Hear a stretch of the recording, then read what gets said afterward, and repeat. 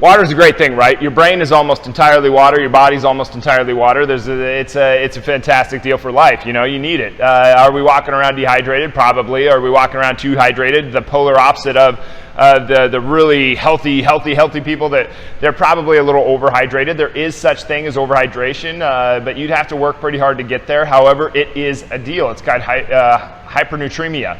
Hey, it's where you're not to scare you out of drinking more water, but it's where you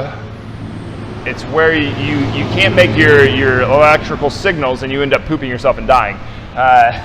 The first case was, I think, in 2006 at the New York City Marathon. The woman that it affected, her husband and her were running the marathon, and he pulled her out of the race because she didn't recognize him.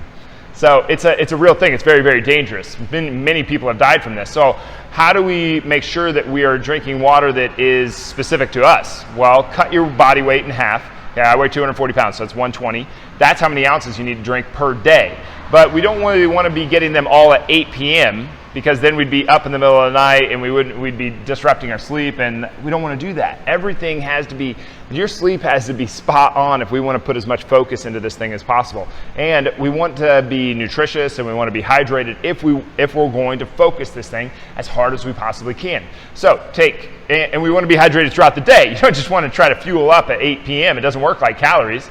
It works like water. It's got to be continuous. So before noon, you're going to try to get 1/4 of your body weight in water before noon. So I need to take 60 ounces of water before noon, okay? So about maybe 2 liters. That was, I think, what's a liter? Like close to 32 ounces? I don't really remember. I got to look this up.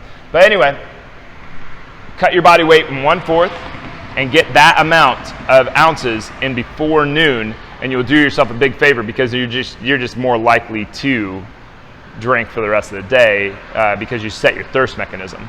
I would even say cut it in 1/8 and drink that before 8 a.m. and you're probably doing yourself an even bigger favor. But before noon, you're trying to get in 1/4 of your body weight in ounces. Hit that hard, okay? Get that one down. That should be your first one on your list in the nutrition department, because if you can nail one thing over the course of 2 weeks, then we can move on to another one, and then another one. And by the end of a year, each one of those 2 weeks, that means we had 26 habits that we've built up. So get that down. 1/4 your body weight in ounces before noon, and you will be more likely to stay hydrated throughout the day.